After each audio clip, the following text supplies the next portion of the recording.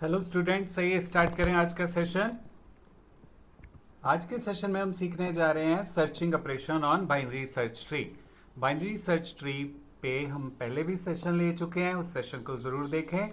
तो आज हम बाइनरी सर्च ट्री के ऑपरेशंस में से सर्चिंग ऑपरेशन सीखने जा रहे हैं। बाइनरी सर्च ट्री के और ऑपरेशन कौन कौन से हैं, जैसे कि insert operation, deletion operation, count operation और भी ऑपरेशंस हैं जो एक एक करके हम सीखेंगे। उन सभी ऑपरेशंस में से आज का ऑपरेशन है सर्चिंग ऑपरेशन। तो चलिए स्टार्ट करते हैं जल्दी से। Binary search tree is represented using link list. Binary search tree को हम कैसे क्रिएट करते हैं? लिंक लिस्ट के थ्रू क्रिएट करते हैं। और बाइनरी सर्च ट्री में जितने भी नोड्स होते हैं, हर एक नोड के पास तीन तरह की इंफॉर्मेशन होती है। एक तो एक्चुअल वैल्यू जो ट्री में रखी जाएगी, दूसरा क्या एक्चुअल वैल्यू के लेफ्ट में कोई वैल्यू है, अगर है तो उसका एड्रेस क्या है, मेमोरी में कहाँ पे रखी हुई है, वो मेमोरी एड्रेस लेफ्ट पॉइंटर बताएगा। और एक्चुअल वैल्यू के राइट साइड पे कौन सी वैल्यू है और उस वैल्यू का मेमोरी एड्रेस क्या है, ये राइट पॉइंटर बताएगा। तो इस तरह से हर एक नोड के पास तीन तरह की इंफॉर्मेशन होती है। जैसे आप यहाँ पे ट्री देख रहे हो, बाइनरी सर्च ट्री, यहाँ पे रूट नोड में 50 वैल्यू है और 50 वैल्यू के लेफ्ट पे भी वैल्यू रखी हुई है और राइट पे भी रखी हुई है।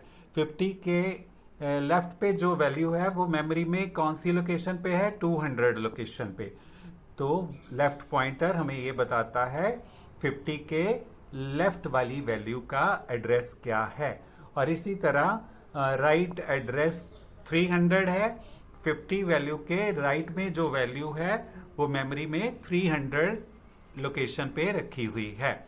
तो इस तरह से हर एक लेवल पे जो नोड होते हैं उनके लेफ्ट एड्रेस भी होते हैं, राइट भी होते हैं।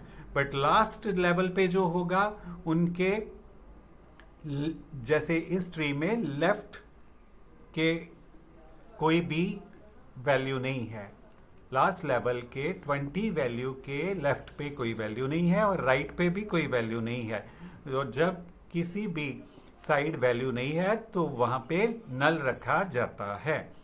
आई होप कि आपको अच्छे से समझ आया होगा। तो अभी तक हमने क्या सीखा कि बाइनरी सर्च ट्री में हर एक नोड के पास तीन तरह की इंफॉर्मेशन होती है। और जैसे 50 है तो 50 के लेफ्ट में 200 है लोकेशन पे वैल्यू पड़ी हुई है और 50 के राइट पे जो वैल्यू है वो 300 लोकेशन पे रखी हुई है। तो इस तरह से इंफॉर्मेशन रखी हुई हैं जो हमने सीखी।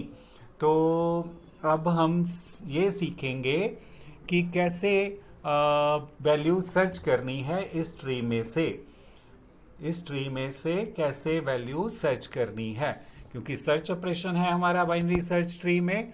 तो when we want to search a given item in a binary search tree, we begin always by comparing the item with value in the root. और जब भी हमने वैल्यू सर्च करनी है तो हमें कहाँ से स्टार्ट करना है? रूट से स्टार्ट करना है। ट्री के जो रूट है वहाँ से स्टार्ट करना है। हमें वैल्यू कंपेयर करनी है, जो ढूंढनी है उसको मैच करना है पहले रूट वाली वैल्यू से। तो इस तरह से हमें मैच करने के दौरान कुछ रूल्स अपनाने हैं। तो तीन रूल्स हैं जो हमें हर एक नोड पे अप्लाई करके देखने हैं। तो पहला रूल है कि हमें ये देखना है if the given item is equal to the value of the root, कि क्या जो वैल्यू हमने ढूंढनी है वो नोड की वैल्यू से मैच करती है, क्या इक्वल है। अगर इक्वल है तो उस नोड का एड्रेस रिटर्न कर देना है। If the given item is equal to the value of the root और node, then the location of the node is return.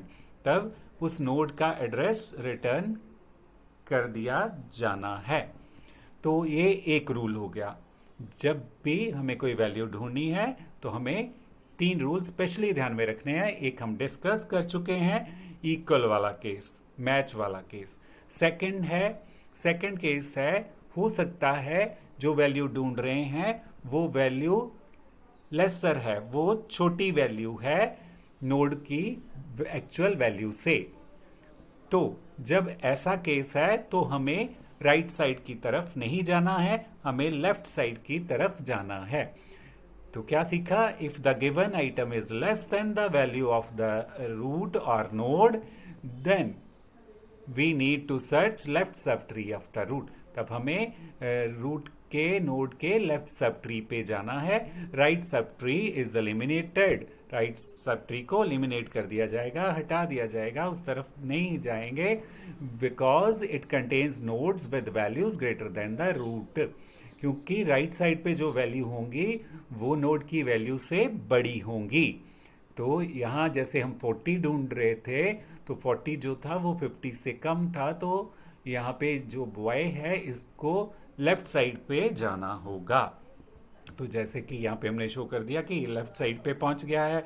तो सेकंड रूल आप सीख गए कि जब भी नोड ट्री में से हमें वैल्यू ढूंढनी है तो इन रूल्स का ध्यान रखना है, ये रूल चेक करने हैं हर एक नोड पर। तो अब थर्ड रूल है जो नोड पे चेक किया जा सकता है, वो है कि अगर हमारी जो वैल्यू ढूंढनी है वो ग्रेटर होती तो क्या होता। तो जैसे कि 70 सपोज है, तो 70 वैल्यू तो 50 से ग्रेटर है, तो इसलिए जब ग्रेटर है तो लेफ्ट साइड पे नहीं जाएंगे।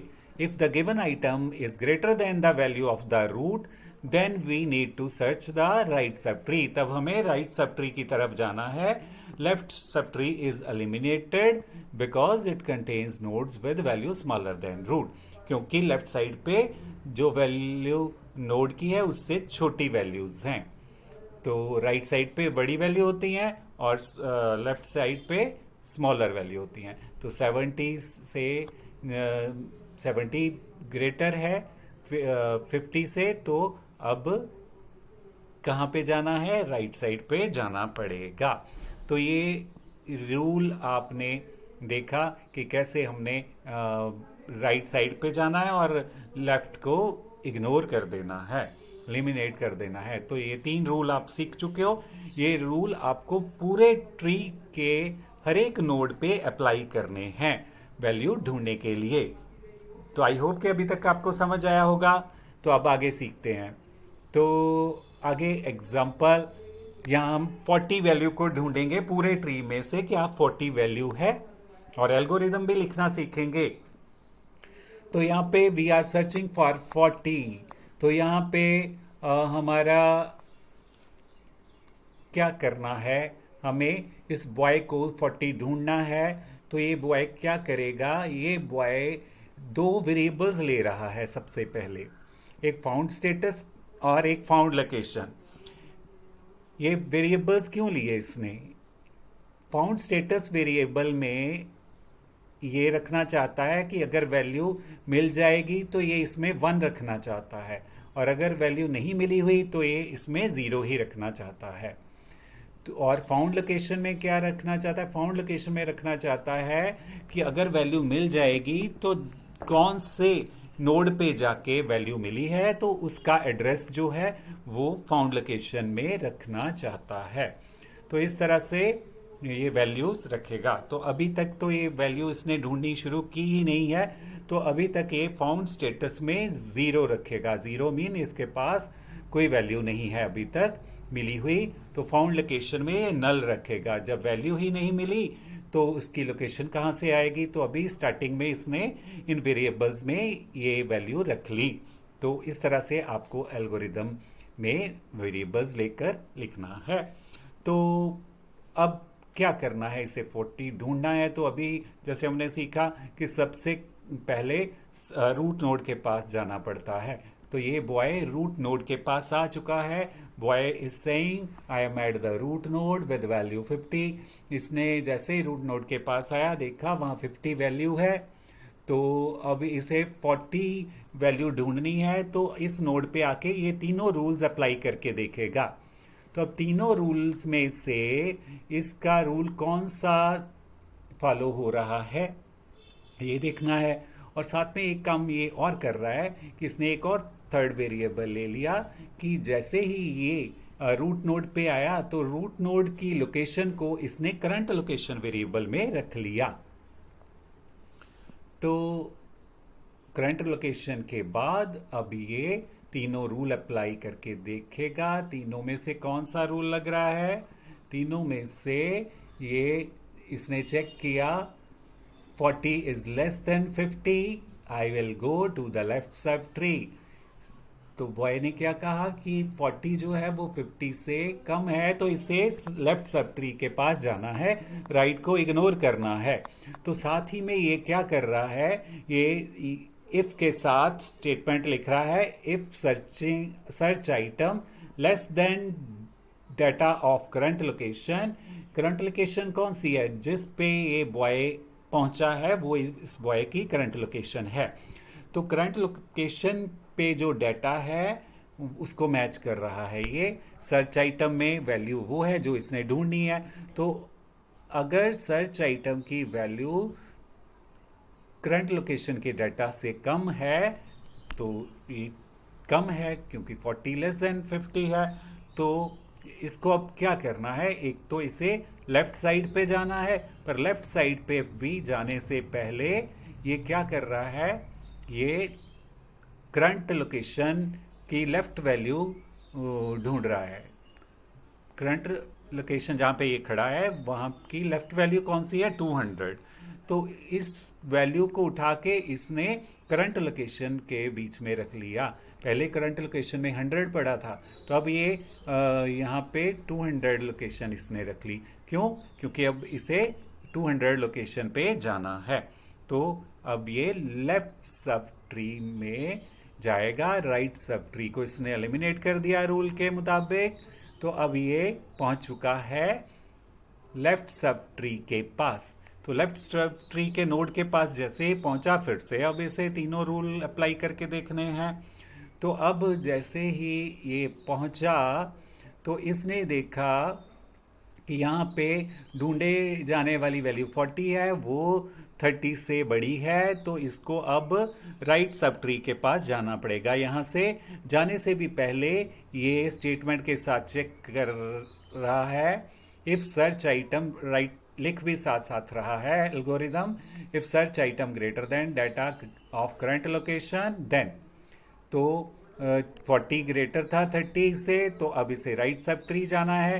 राइट सब ट्री जाने से पहले ये क्या करेगा, ये राइट सब ट्री का एड्रेस लेगा और उसे करंट लोकेशन में रखेगा। तो राइट करंट लोकेशन इसने उठा ली, करंट लोकेशन की राइट वैल्यू 500 उठाई और इसे करंट लोकेशन में रख लिया। 500 था वहाँ पे। तो आप वैल्यूज़ हम आपको शो करने के लिए लिख रहे हैं 500 या 40 30, ये आप एग्ज़ाम में नहीं लिखोगे, ओनली स्टेटमेंट्स लिखोगे एल्गोरिदम में। तो इस तरह से अब इसके पास करंट लोकेशन 500 आ गई है। तो अब ये बॉय कहाँ जाएगा, 500 लोकेशन पे चला जाएगा। जैसे ही ये 500 लोकेशन पे पहुंचा तो इस नोड पे भी इसे फिर से रूल अप्लाई करके देखने पड़ेंगे तीनों में से कौन सा अप्लाई हो रहा है यहाँ पे। फिर ये मैच करेगा और स्टेटमेंट लिखेगा। तो यहाँ पे इसने लिखा if search item equal to data, क्योंकि 40 मैच कर गया, 40 ढूंढनी थी वैल्यू, वो तो इसको मिल गई। तो अब इसने लिखा if search item equal to data of current location, कि अगर मैच कर जाती है तब इसे क्या करना है, तब इसे फाउंड स्टेटस वेरिएबल में 1 रख लेना है और फाउंड लोकेशन में जिस लोकेशन पे पहुंचा है उसकी लोकेशन रख लेनी है। 500 पे पहुंचा है तो यहाँ से इसे पता चल गया कि 500 लोकेशन पे 40 वैल्यू है। तो इसने फाइंड कर ली, सर्च कर ली। तो इस तरह से पूरे ट्री में ये तीनों रूल्स इसने लगा कर देखे। तो एक बार फिर से हम सीखें कि क्या किया इसने। स्टार्टिंग में ढूंढने से पहले इसने फाउंड स्टेटस वेरिएबल ले लिया, फाउंड लोकेशन वेरिएबल लिया, इनमें ज़ीरो और नल रख लिया क्योंकि स्टार्टिंग में तो इसके पास वैल्यू थी ही नहीं, और नल रख लिया क्योंकि वैल्यू ना होने के कारण उसकी लोकेशन भी नहीं पता थी, तो नल स्टोर हो गया। तो करंट लोकेशन हमेशा हमें रूट से स्टार्ट करनी है। जब भी ढूंढना है तो रूट करंट लोकेशन में स्टोर कर लिया इसने। फिर अब इसको ये भी पता था कि तीन रूल्स कौन कौन से हैं। एक तो इक्वल वाली वैल्यू मैच करनी है, जब इक्वल वाली वैल्यू मैच करनी है सर्च आइटम की, तो फाउंड स्टेटस में 1 रख देना है, तो फाउंड लोकेशन में करंट लोकेशन जहाँ पे ये खड़ा होगा, जहाँ पे वैल्यू मिली है वो फाउंड लोकेशन में रख लेनी है। एक केस ये आपने सीखा। दूसरा केस ये बता रहा है कि अगर वैल्यू कम होती सर्च आइटम की तो इसने क्या करना था, लेफ्ट वाली वैल्यू उठा के करंट लोकेशन में रख लेनी थी। और अगर ये केस भी नहीं होता तो इसको ग्रेटर वाली वैल्यू कंडीशन चेक करनी थी। तो ग्रेटर के केस में अगर सर्च आइटम बड़ी होती तो ये इसे राइट वाली वैल्यू उठानी है। तो ये तीन रूल्स जो हैं ये हर एक नोड पे इसे इम्प्लीमेंट करने हैं। तो अब ये रूल्स बार बार हर एक नोड पे अप्लाई करने हैं। तो जब बार बार रूल्स अप्लाई किए जाते हैं या सेट ऑफ स्टेटमेंट इस्तेमाल करते हैं हम, तो लूप बेस्ट रहता है इस्तेमाल करना उन्हें बार बार लिखने की बजाय। तो अब ये रूल बार बार लिखने की बजाय इसने वाइल लूप इस्तेमाल कर लिया, repeat while current location not equal to, कि ये रूल जो है कब तक अप्लाई इसे करने हैं, जब तक करंट लोकेशन में नल नहीं आ जाता या फिर फाउंड स्टेटस में ज़ीरो ही रहता है। क्योंकि जब तक फाउंड स्टेटस में ज़ीरो रहेगा तब तक इसे ढूंढना है, और जब तक करंट लोकेशन में नई वैल्यू लोकेशन मिलती जाती है, नोड मिलता जाता है, तो इसे ढूंढना है। तो इसको फोर्थ स्टेप में जो हमने फोर्थ स्टेप नेम नंबर दे दिया इसको, जो तीन रूल्स थे, तो ये फोर्थ स्टेप इसको बार बार लूप से रन करवाना है एल्गोरिदम में। तो रिपीट लिख दिया fourth step, while current location not equal to null and found status equal to zero.